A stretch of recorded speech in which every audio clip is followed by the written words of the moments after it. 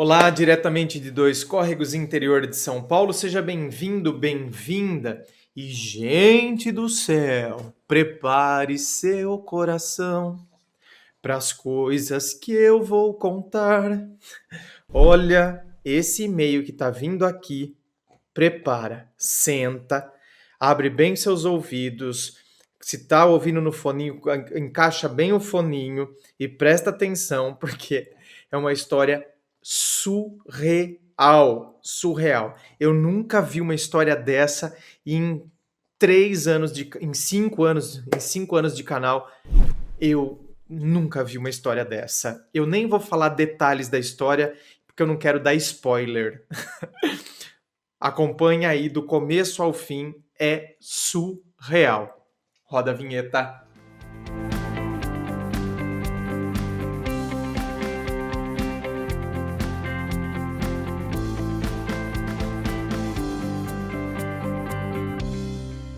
E vamos então ao e-mail dela, que diz assim: André, assisto a seus vídeos diariamente e tenho profunda admiração por você e pelo trabalho que você faz. Ô, minha querida, muito obrigado, viu?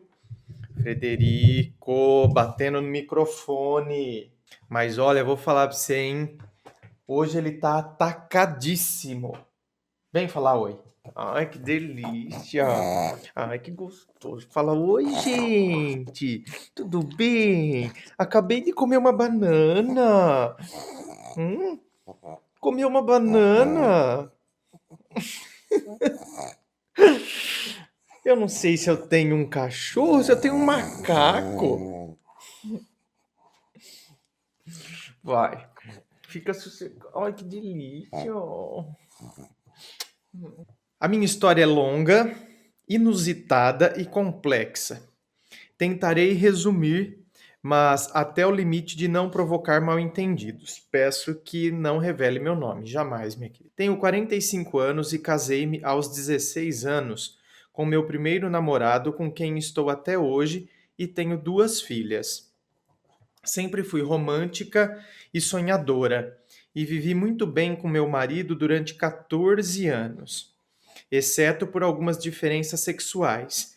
Minha libido inferior à dele. Quando a minha segunda filha tinha cerca de 2 anos de idade, descobri que ele me traía com a secretária da empresa em que ele trabalhava. Meu mundo desabou, pois confiava nele integralmente e eu o idealizava como o marido perfeito. Bom, ele jurou ter sido a primeira vez, que estava arrependido, que não tinha significado nenhum além de sexo, implorou perdão. Acabei cedendo, mas não sem muito ressentimento. Depois de alguns meses, ele perguntou se eu não tinha curiosidade em sair com outra pessoa, já que ele havia sido meu único homem. Eita! E que talvez essa fosse a única forma de eu perdoá-lo e entender que sexo é sexo e amor é amor. Ah, tá. Tá, beleza. Veja bem, não estou aqui condenando, mas eu conheço pessoas que desenvolvem essa teoria, né? Tipo, amar eu amo você. Agora, sexo eu quero ter com outras pessoas. Veja bem, eu respeito, entendeu? Eu respeito. Eu acho que as pessoas, quer desenvolver essa teoria, desenvolve, desde que haja transparência, que é o que ele está propondo para você. O cara está sendo transparente, ou seja, nas entrelinhas, o que ele está querendo que você faça? Que você faça porque ele vê dessa forma. Então, ele quer fazer desse jeito. Então, ele não quer ser injusto com você. Não é verdade? Ele não quer ser injusto. Então, se eu, né, como homem, enxergo que sexo é sexo, amor é amor, amar eu amo você, mas sexo eu tenho também com outras, como eu estava tendo com a secretária, por exemplo, então ele quer dar essa liberdade para você também. Então, eu acho que assim, ó, eu acho muito mais honesto esse tipo de comportamento do que aqueles que criam toda aquela imagem do marido perfeito, não é? O esposo exemplar, fica sempre cobrando a esposa, porque eu jamais vou aceitar a traição, só que faz. Então, 1000 vezes para mim esse tipo de comportamento do que a hipocrisia, não é? Agora, aí é que tá. Cada cabeça uma sentença. E eu não vou falar isso aí tá errado, isso aí, desde que as pessoas estejam se respeitando e, né, estejam sendo sinceras umas com as outras, eu prefiro 1000 vezes a sinceridade do que pessoas que ficam fazendo média, ficam fazendo tipo e ficam aprontando por fora. Ele atiçou minha curiosidade e passei a pensar sobre o assunto. Um tempo depois, coloquei um perfil no Par Perfeito e saí com uma pessoa de um outro estado algumas vezes. Meu marido queria saber dos detalhes desses encontros e achava excitante. Tá vendo?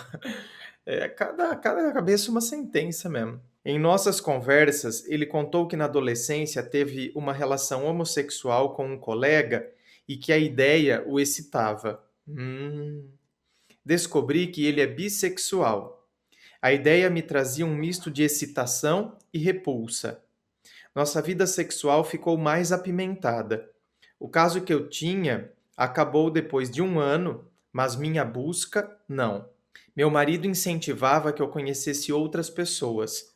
Saí com mais uns 2 homens, cerca de 4 vezes cada em um período de mais 1 ano, até que conheci o homem que mudaria a minha vida e com quem saio há 12 anos. Então, esse é o perigo, né? Então, eu falo, tudo tem que ser medido, os prós e os contras. Então, ok, tem honestidade, tem verdade, estão sendo transparente, só que estão brincando com fogo, né? Então, ok, tem verdade, tem transparência, estão sendo justos uns com os outros, não é? Então, essa é a questão. Ou seja, começa a brincar com fogo, né? E uma hora se queima. Então, eu acho que tem que pesar os prós e os contras. Então tem que pensar muito bem, porque nessas e outras você, é só uma aventura, não é? Amar, eu amo meu marido, pô, os outros é só aventura, né?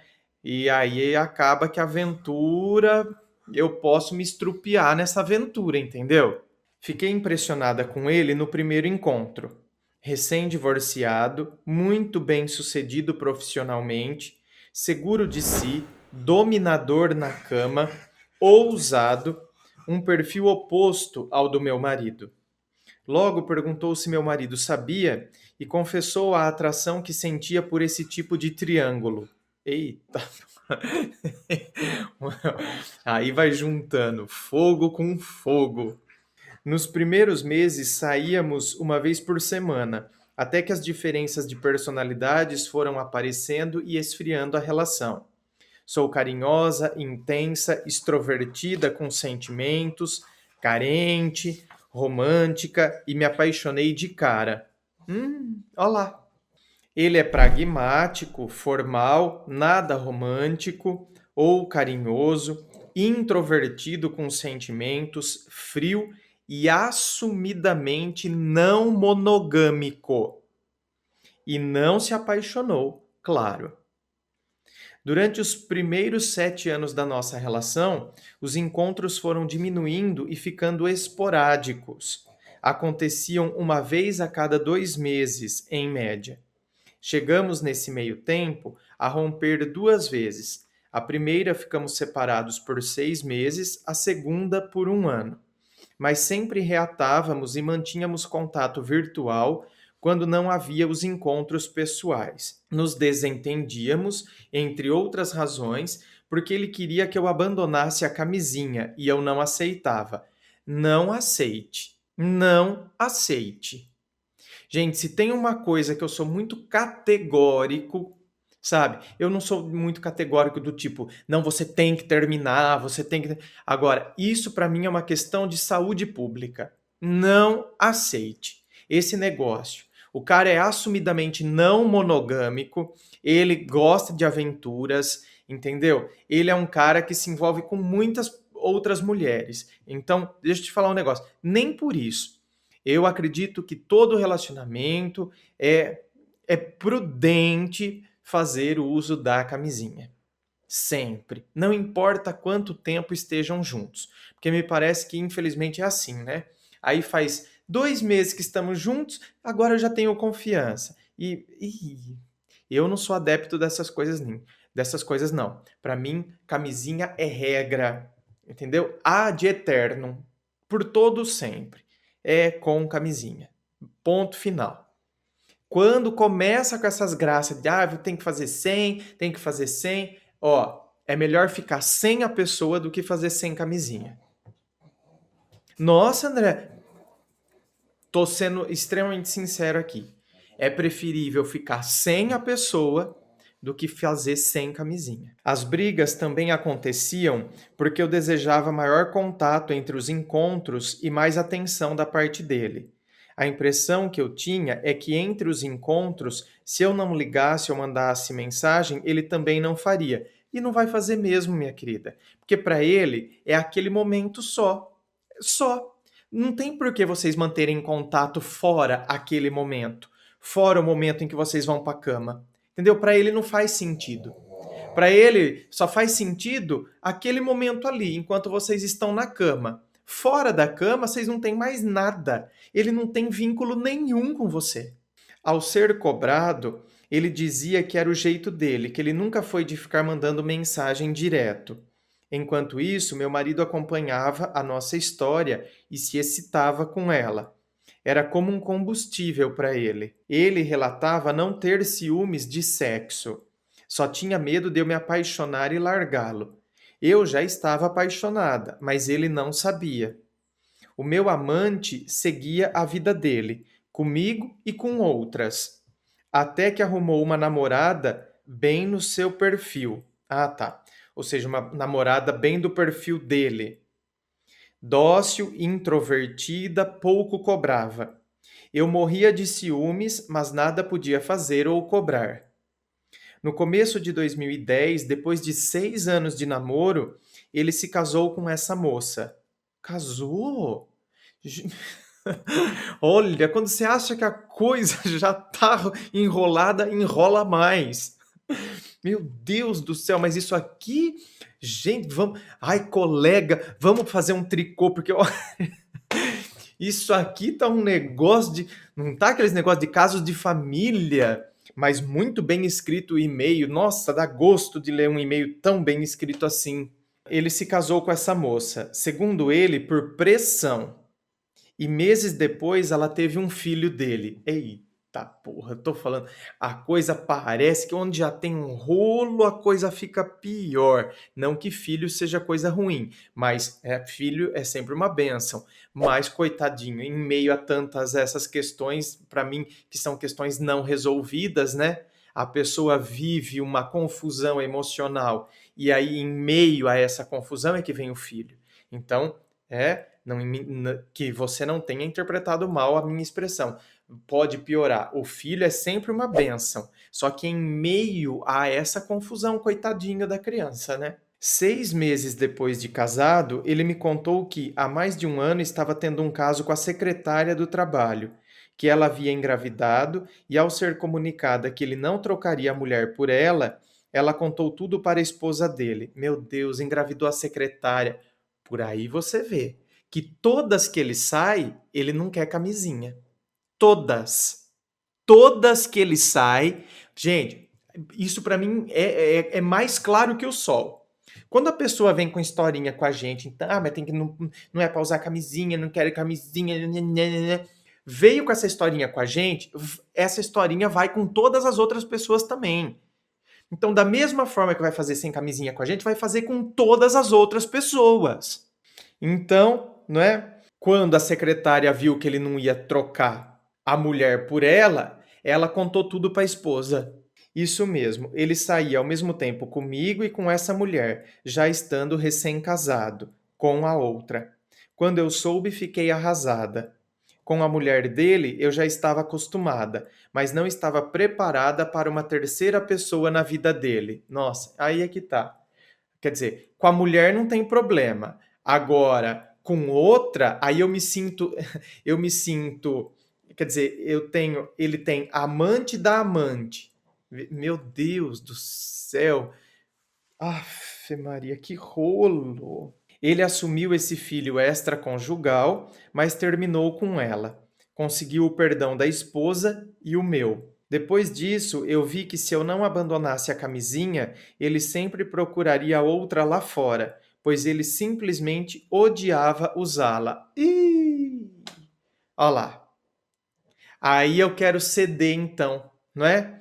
Para competir com as outras que fazem sem camisinha, eu vou fazer sem também. E vai se estrupiar, hein? É nessas que a gente acaba se estrupiando, hein? De 2011 para cá, começamos uma nova fase. Larguei a camisinha, não sem me preocupar e culpar muito, e os nossos encontros triplicaram, passando a acontecer quinzenalmente, mas sempre entre as paredes de um motel, pois era o que permitia nossa condição de casados. Me apeguei mais ainda a ele. Embora sejamos muito diferentes, conversamos por horas. As afinidades intelectuais, que quase não existem com meu marido, com ele são mais profundas. O sexo sempre permeado pela figura do meu marido, pois a ideia do marido que permite sempre o estimulou enormemente. Nunca fizemos sexo a três. O máximo que aconteceu foi meu marido assistir-me fazendo sexo oral nele dentro do carro. Essa situação aconteceu 3 vezes porque ambos gostavam e fiz para agradá-los. Eu gostava da fantasia, mas na prática não me sentia nem confortável nem excitada. Meu pai do céu, eu tô ficando. Psst, psst, psst. Me amarrota, porque eu tô passado. Eu tô passado com essa história. Então, você vê que coisa? Gente, eu sou gay, né? Assumidamente gay. E depois as pessoas falam que os gays é que são promíscuos, que os gays é que vivem de putaria, né? Não que não seja, não que não exista. Mas é o que eu estou dizendo. Às vezes as pessoas são muito taxativas. Gente, para mim isso também é outra coisa que é mais clara que o sol. Tem gay promíscuo? Claro que tem. Mas aí é que tá, depende da pessoa. Não é, a coisa não está ligada à sua condição, não está ligada à sua orientação sexual. A coisa está ligada à postura que você tem, independente se você é gay, se você é hétero, se você é bissexual, se você é homem ou se você é mulher. Tem que parar com essas historinhas, entendeu? Porque gay só vive de putaria, porque homem nenhum presta, porque não sei, mulher é interesseira. Essas classificações, elas são péssimas. Quando que a gente vai entender que isso, entendeu? Homem não presta. Tem mulher que não presta também. Entende? Mulher é interesseira. Aham. Tem um monte de homem interesseiro. Um monte. Um monte. Gay é promíscuo. Assim como tem um monte de hétero promíscuo e assim por diante. Pá, pá, pá, pá, pá, pá, pá, pá, pá. Sabe, para mim isso é tão evidente, tão claro. E às vezes as pessoas rotulam ainda hoje, né? Então, a gente entra, né? Entra ano, sai ano, entra era, sai era, e a gente continua rotulando determinados grupos. Então, antes eram os negros, então eu me sentia no direito de, né, considerá-los inferiores, então eu escravizava por causa da cor da pele. Agora são gays, e assim por diante. As pessoas só mudam um pouco, né?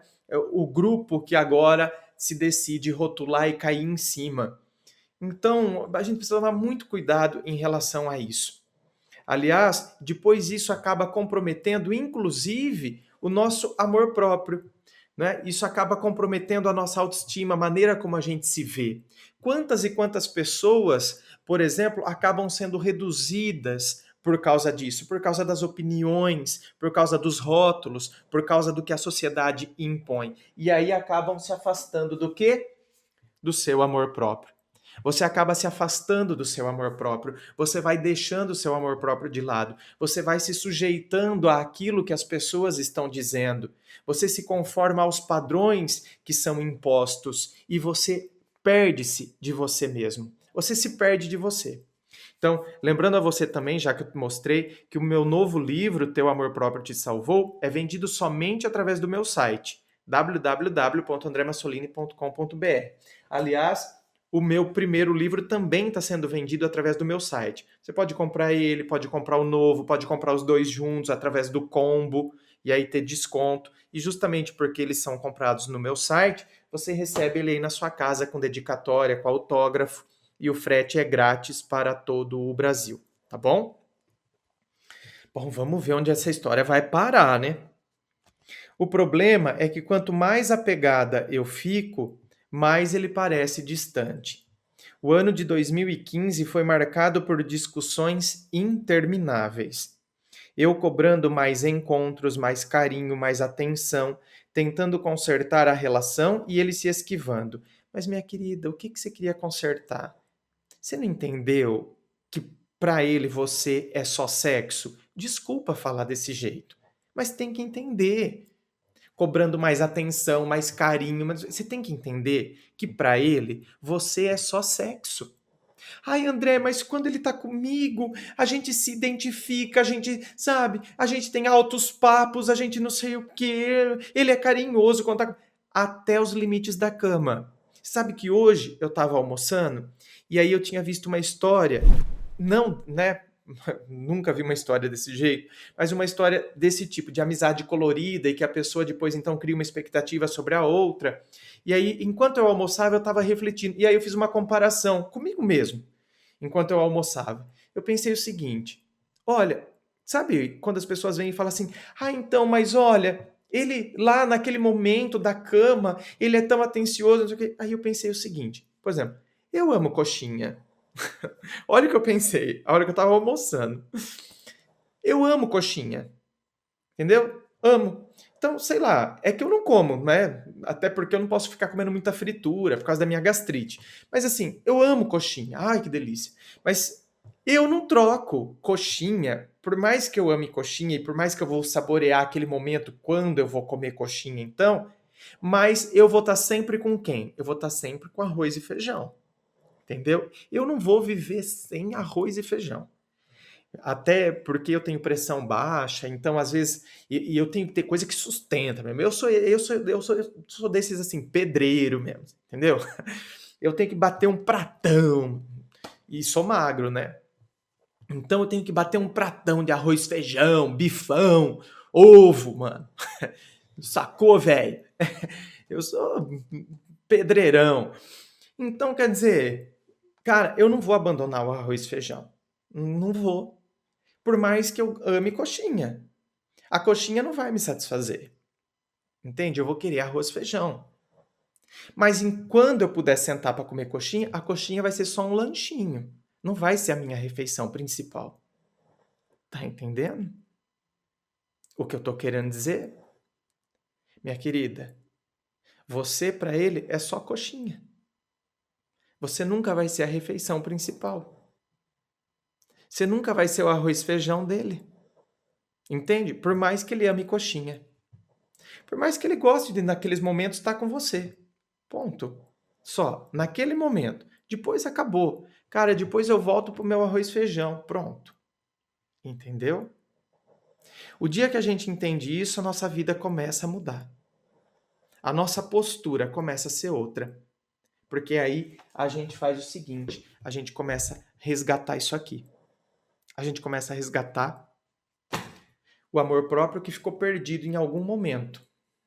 Não creio que seja nada pessoal. Acho que ele é assim mesmo, pouco romântico, sem muita capacidade de se doar em relações com as mulheres, distante. Então, mas ele casou, né? Ele casou, não casou? Tudo bem, vivia traição, mas ele casou, não casou? Não faz elogios, não dá presentes, não lembra de datas, nada que um namorado ou amante faria. Não, não. Lembrar de data? Amante fica lembrando de data? Então, tem a data que se conheceu? Nossa, que nojo, credo. Além de ser amante, cria uma vida dupla desse jeito, de ficar lembrando data. Enquanto ele exerce papel principal em minha vida, eu me sinto usada para sexo casual e realização de fetiches. É a coxinha. E é isso mesmo, você está coberta de razão. Você é usada para sexo casual e para realização de fetiches. Ponto. Ou seja, você está vendo? Você tem o conhecimento teórico. Agora resta empregar esse conhecimento. Resta tomar posse disso. Ele só se entrega ao amor com os filhos. Com as mulheres parece ter uma barreira e convive muito bem com a esposa por ela também ter dificuldade de expressar emoções, ser reservada e nada cobrar. A maioria das brigas acontecem porque entre os encontros eu procuro constantemente mandando mensagem pelo WhatsApp, compartilhando ideias, fotos, coisas da minha rotina, e ele se sente muito pressionado por minhas cobranças de que ele me procure no mesmo ritmo. Segundo ele, não há necessidade de trocas de mensagens diárias. Uma vez por semana já estava de bom tamanho para saber como está o outro. O que eu falei? Hein? Não é? Aquele momento da cama, beleza, mas depois, não tem que ficar tendo contato, vai ficar se conversando. Para que isso? Para, não é?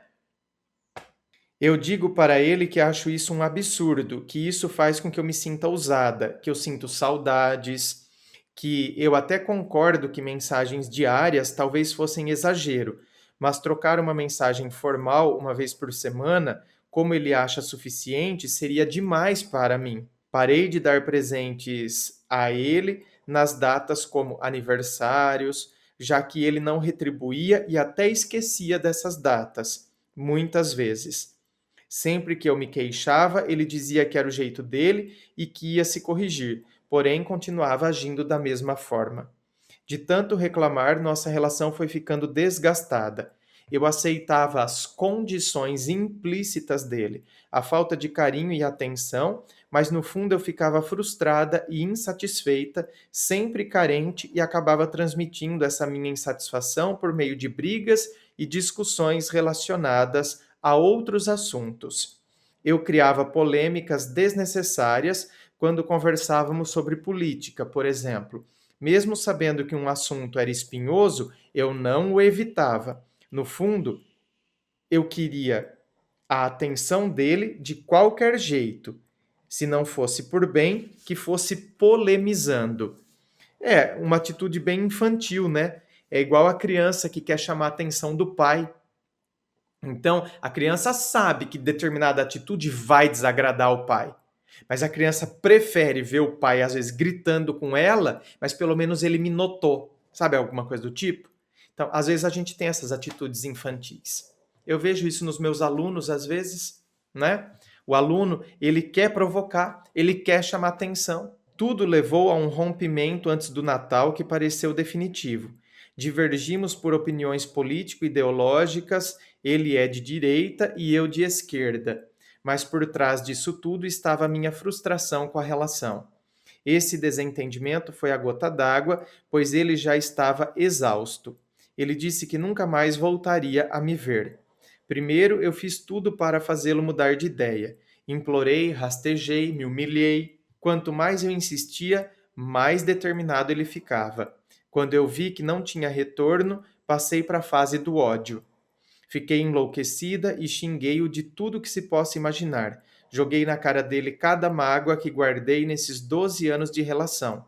A falta de carinho, os orgasmos que tive que fingir porque o sexo era penetração e nada mais, em 90% das vezes. Acusei-o de só estar comigo por causa do meu marido, de só me usar. Ele se calou e manteve a decisão por umas 4 semanas. Mas, pasme, passado esse tempo, eu mudei de tom. Pedi perdão, disse que foi tudo da boca para fora, que eu o amava e que o rompimento para mim era como um luto que eu não conseguia superar. Mandei fotos sensuais. Contra todas as minhas expectativas, ele concordou em me dar uma última chance, com a promessa de que eu mudaria, largaria as polêmicas, cobranças e discussões desnecessárias. Ou seja, agora você se sujeitaria a tudo exatamente do jeito que ele sempre quer. Então eu tenho você como o meu lanchinho e além de tudo não vou ter mais essas cobranças chatas que você fica fazendo. Não é? Conseguiu o que ele queria. Comecei a ler livros de autoajuda na esperança de aprender a lidar com ele. A maioria dos livros sobre relacionamentos dizem que a mulher deve se fazer de difícil, se tornar inacessível, não procurar o homem para se fazer valorizada por ele. Ih, eu não concordo com essas coisas, não. Então eu tenho que me fazer de difícil para me sentir valorizada. Meu bem, eu tenho que perceber o meu valor. Ponto. Tem que parar com essas porcarias de ficar fazendo joguinho. Ah, eu tenho que me fazer de difícil. Aí eu vou ser valorizada por ele, uma ova. Eu tenho que descobrir o meu valor. A hora que eu descubro o meu valor, eu me coloco no meu lugar. E não porque eu tô fazendo jogo.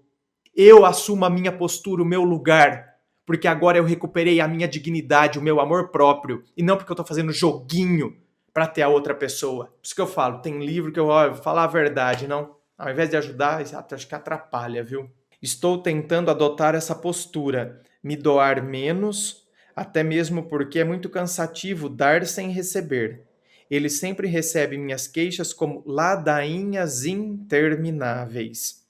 E diz que usa a estratégia da goela abaixo ao invés da conquista. Confesso que não sei mais o que fazer para conquistá-lo.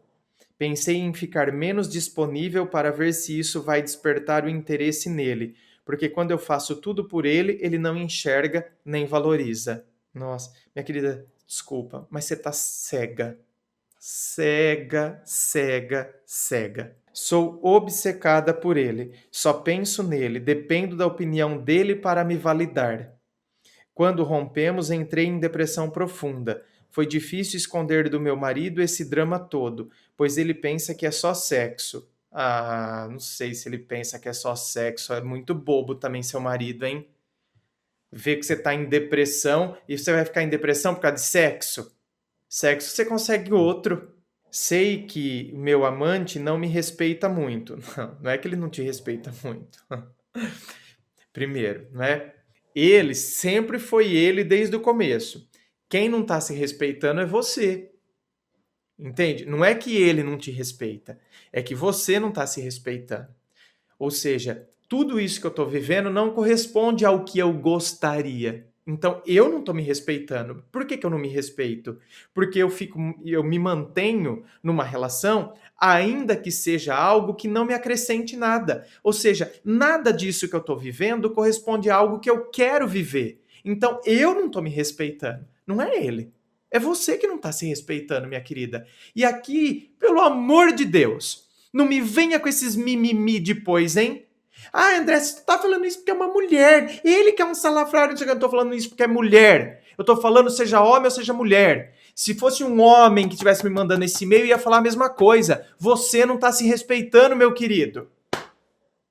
Você tá se sujeitando a isso. Assim como eu gravei, acho que tá fazendo, sei lá, uns 4, 5 meses, de um rapaz que ficava nessa situação também. Ele era o amante, não é? Da mulher lá na fábrica, no local de trabalho. Ela era casada e ele se sujeitava a tudo isso, na esperança de que ela fosse um dia optar por ele, de que ela fosse ser carinhosa com ele. E eu falei exatamente a mesma coisa para ele. Quer dizer, você tem que se respeitar. Você não tá vivendo uma coisa que não corresponde, ela só tá te usando para sexo. Tá vendo? Gente, para mim é muito claro. Seja homem, seja mulher, só que depois tem gente que vem buzinar. É, você tá falando isso porque é mulher. Você tá falando isso porque não sei o quê. Ai, pelo amor de Deus. Olha, tem que ter um saco às vezes, viu? Tem que ter uma paciência de Jó. Durante 12 anos, para tê-lo do meu lado, aceitei o inimaginável. Olha lá, você tá vendo? É isso que eu tô falando. Você não se respeitou. Falta de carinho, de consideração, pouco contato, atrasos nos encontros, descaso. Fiz tudo para agradá-lo, mas nunca consegui conquistá-lo. Por sua vez, ele nunca me enganou diretamente ou prometeu muito. Mas dizia que não era só sexo, que ninguém fica 12 anos com uma pessoa por sexo somente. Bom, eu tenho 41 anos. Faz no mínimo 40 que eu como coxinha. Então, eu também não vou deixar de comer coxinha. Mas a coxinha nunca vai ser o arroz e feijão. Eu acho que no fundo ele sente algo por mim, pois dificilmente alguém como ele, que odeia polêmicas, DRs, falta de paz, aguentaria conviver com uma pessoa que o bombardeia com isso há 12 anos por conta de um fetiche ou sexo.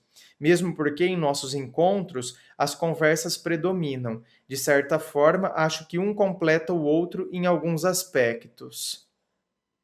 Gostaria muito que me ajudasse com seu ponto de vista, que acho sensato e racional. Foi um erro reatar? Foi um erro começar? Foi um erro reatar? E é um erro continuar. O que fazer para me livrar dessa dependência emocional em relação a ele? Você se encontrar com você. Antes de você querer ser amada por ele, está na hora de você se amar. Está na hora de você perceber o que você está fazendo com a sua vida.